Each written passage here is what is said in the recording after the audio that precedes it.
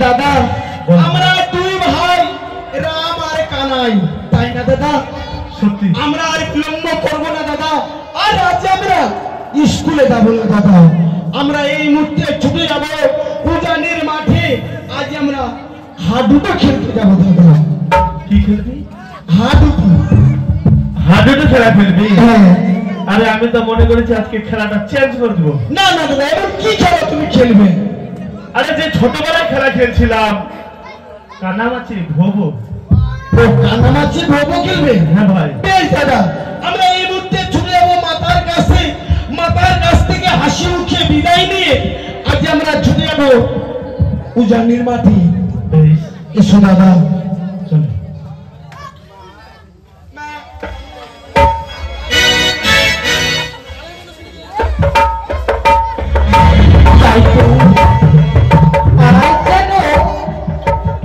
বাড়িখানা বড় ফাঁকা ফাঁকা লাগে গো।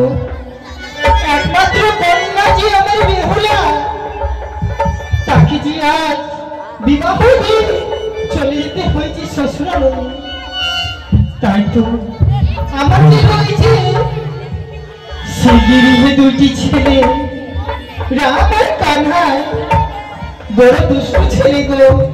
তাই তো আমি অপেক্ষা করে দেখি সেই রাম কানহাই আমার কাছে আসছে কিনা।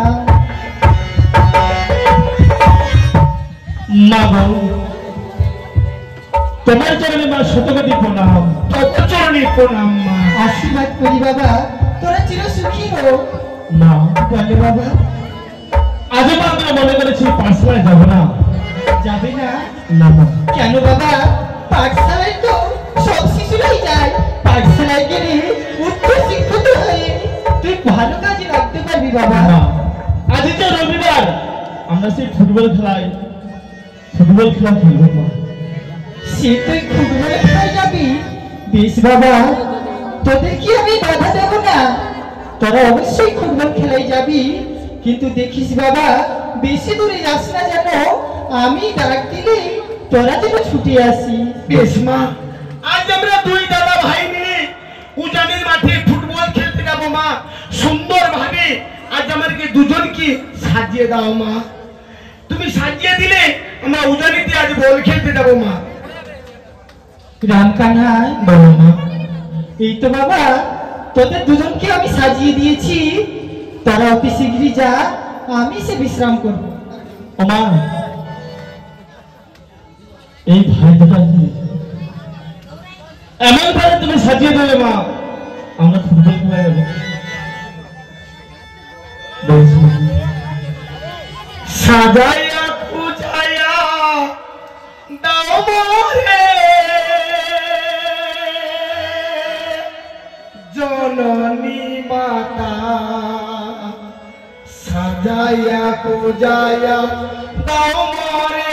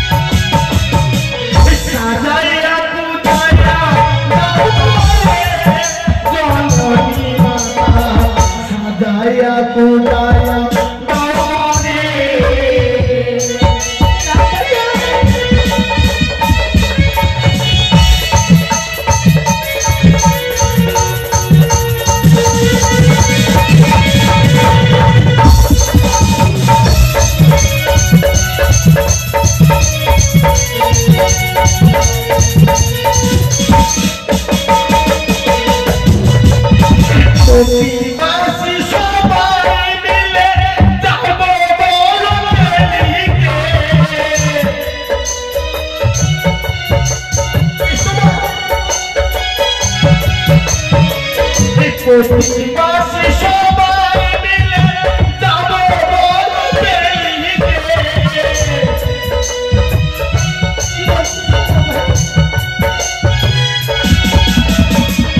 সাজাইয়া পূজাইয়া যাব বলে জননী মাতা সহায়া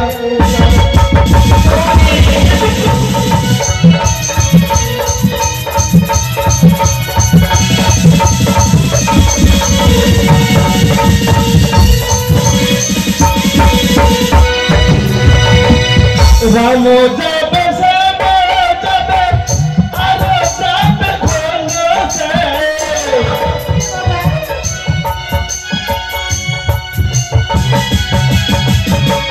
রাম যাবে শ্যাম যাবে আর যাবে ঘনছে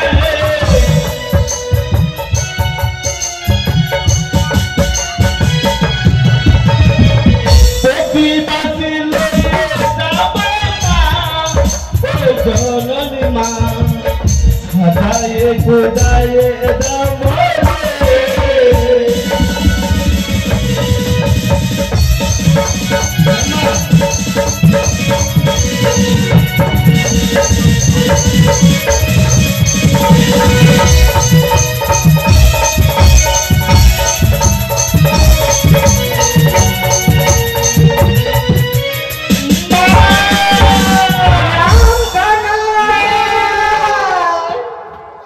তাই তো এই রাম কানাই চলে গেল বল খেলা খেলিতে।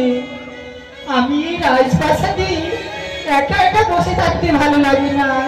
তাই তো কোথায় রে দাসী গো, আমি যে বসে থাকবো সেই ফুল বাগানে।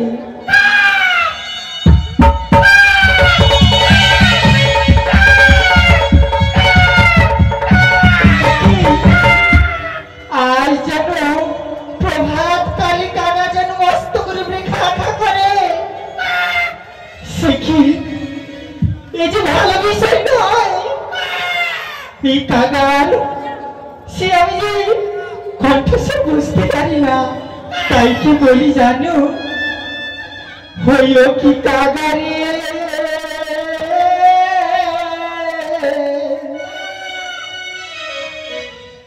আরি কেন বাহা করিস খাখারে।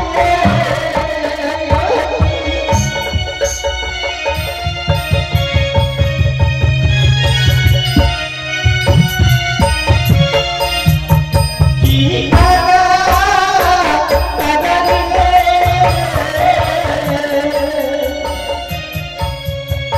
আরি কেন বাহা করিস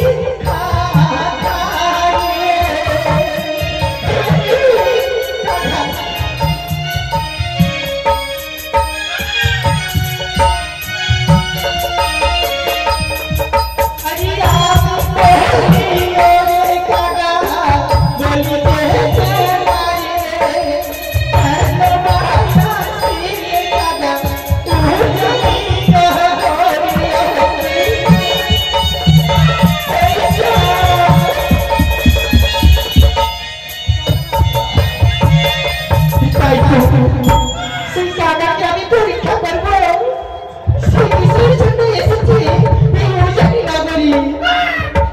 আমি সুখ বলে কাগা বস সাহায্য ডালে, কাগা বস সুখ ডালে।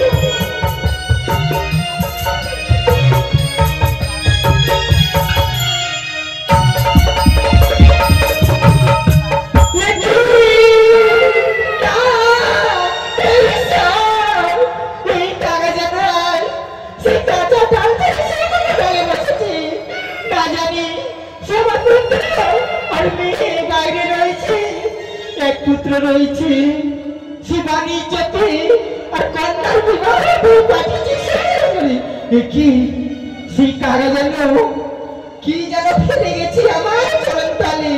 তাই তো দেখি একই একখানা পত্র আর একখানা আঙ্গুরি রয়েছে। এই আঙ্গুরি তো আমি আমার জামাতাকে দিয়েছিলাম ওই বিবাহের তরে। তবে কি আমার নিয়ে কোনো বিপদ হয়েছে? এটা তুমি কি পরীক্ষা দিচ্ছ? তুমি কোথায় রাম, কোথায় কানাই? ছুটে আয় বাবা। আরে আয় রে বাবা, কোথায় বাবা রাম কানাই রে,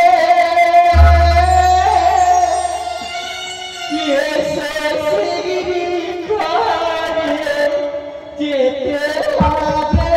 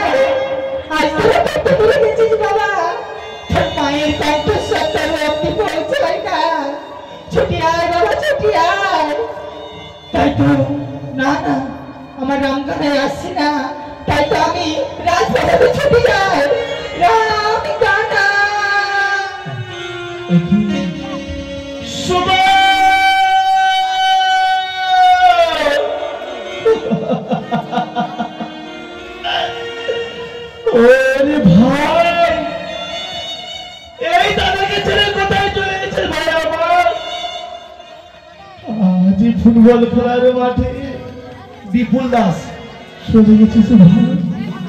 না না না, আর আমি ভূকম্প করবো না। কোথায় আছে আমার ভাই শুভ? ওরে নিত্য দিনে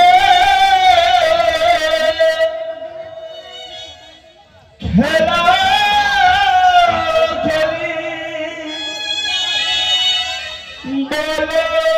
খেলার মাঠে রে বলো খেলার মাঠে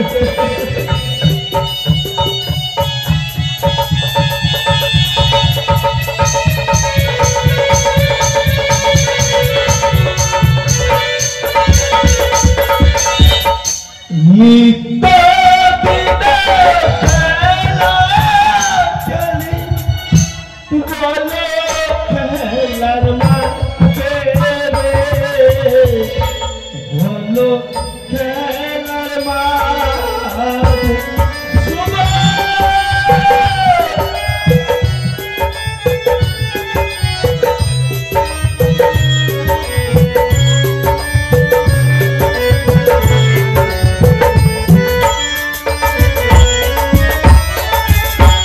কোথায় ছেড়ে গেলি রে যৌবন, এসো তাড়াতাড়ি রে,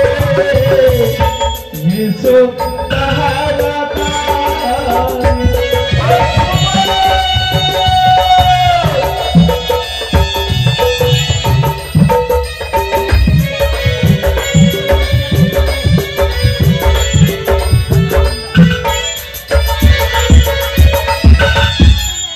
কি আজ আজ আমার দাদা সুবল সুবল বলে চিৎকার করছে, কোথায় দাদা? ও নিত্য দিনে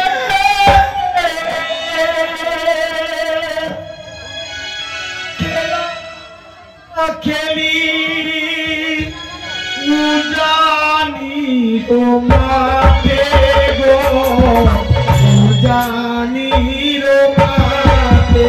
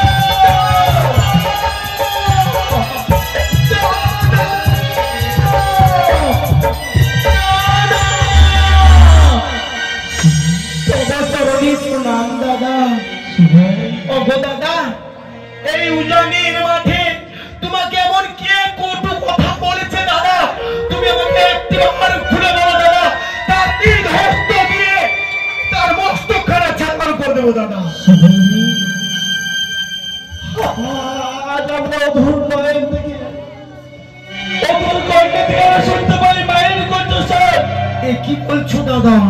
হয়তো উজানিবাসীর মাটিতে কত কথা বলেছে, নানা ভাই আর বিলম্ব করবে না। সত্যি বলেছো দাদা। কিছু হয়ে থাকে নিজের তার নষ্ট করে ছাড়েন করবো দাদা। আর আমরা এই মাঠে উজানের মাঠে বিলম্ব করবো না দাদা। হয়তো মায়ের কোনো বিপদ পড়েছে, আমরা এই মুহূর্তে ছুটে যাব মাতার নিকটে।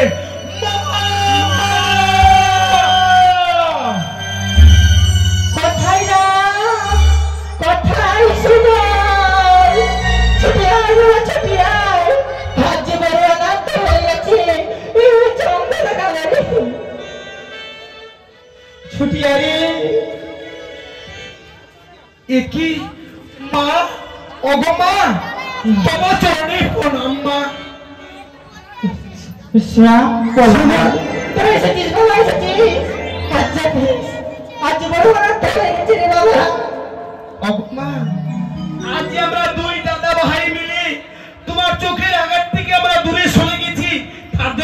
কাঁদছো মা, তুমি আজ কেঁদো না মা। তুমি কেন আমাদেরকে ডাকাডাকি করছিলে মা? জানিস বাবা, জানি বাবা মা। আজ তোকে কেন রেখেছি? সত্যি? আজ যখন তোদেরকে বল খেতে পাঠিয়ে দিয়ে আমি বিশ্রাম করছিলাম, মা সেই সময় কাকা এসে সেই পত্র অঙ্গনে ফেলে যায়।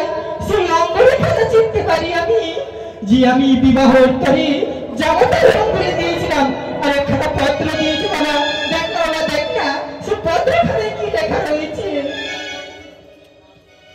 মাগো, বলো। অঙ্গচ্যুত মা এক পঙ্খে যদি পেয়ে থাকে মা, সে হয় ভুল, কিন্তু এই পত্র তো মা, এই পত্র তো কাকা পেয়েছিল। হ্যাঁ বাবা, এই পত্র পাঠ করতে হবে মা। তাই পাঠ করে আমাকে শ্রবণ করাও, সেই পত্রখানে কি লেখা রয়েছে। উজানিবাসী বলে আমার শতকোটি প্রণাম, মাতা পিতার চরণে আমার শতকোটি প্রণাম। ওগো মা, যে আসানে বিবাহ দিয়েছিলে মা, না না না না, আমি এদেরকে বলবো না। সুবল, বাবা দাদা, এই পত্র পাঠ করে শোনা। এমন কি লেখা রয়েছে এই পত্রে বাবা? এই পত্র পাঠ করে মায়ের কাছে শুনতে পারলে না দাদা? পারলাম না রে ভাই। বেশ, এই পত্রের মধ্যে কি লেখানো রয়েছে ওগো মা? এই পত্র পাঠ করে তোমাকে আমি শোনাবো মা। তাই শোনা বাবা। প্রথমে কি লেখা রয়েছে? প্রথমে লিখেছে মাতা পিতার চরণে আমার শতকোটি প্রণাম। তারপরে লিখেছে দাদা বৌদিদের চরণে আমার শতকোটি প্রণাম।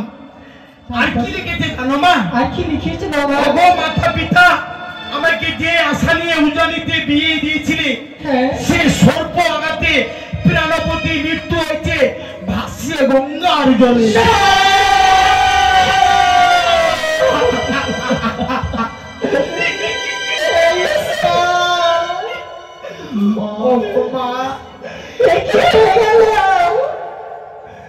একমাত্র মেয়ে আমার, বারবার বলেছিলাম তোর পিতাকে যে ওই চম্পানি নগরে বিবাহ দেবো না আমার কন্যা। ওগো মা, আমরা দুই দাদা ভাই মিলে বলেছিলাম মা, আমাদের 4টি নয় 5টি নয়, একমাত্র বড়ি বিপুল মা, আমরা সর্প গঙ্গার ঘরে বড়িকে বিবাহ দিব না। কিন্তু আমাদের কথা কেউ শুনোনি মা, শুনোনি। আজ মায়ের তো দিস না রে ভাই। সত্যি বলেছ দাদা। যত দোষ আমার ছিল, আমি যদি রাজি না হতাম, মা বিবাহ দিত না। ওগো মা, তুমি এভাবে আর কেঁদো না মা। আমার মনে বিফলা কত ছোট থেকে মিষ্টি খেতে ভালোবাসতো মা। তুমি মিষ্টির মালারি সুন্দর করে সাজিয়ে দাও, আমরা দুই দাদা ভাই মিলে আমার বোনকে ফিরিয়ে নিয়ে আসবো তোমার নিকটে। সত্যি বলেছিস দাদা, তাই তো নতুন কুটুম্বর বাড়ি যাচ্ছিস, মিষ্টি চিনি চম্পা করা নিয়ে যা, আর তোর বোন যেখানে থাকুক না কেন ফিরিয়ে আমার ঘরে নিয়ে আয়। বেশ মায়ের সমা। তাই চলো।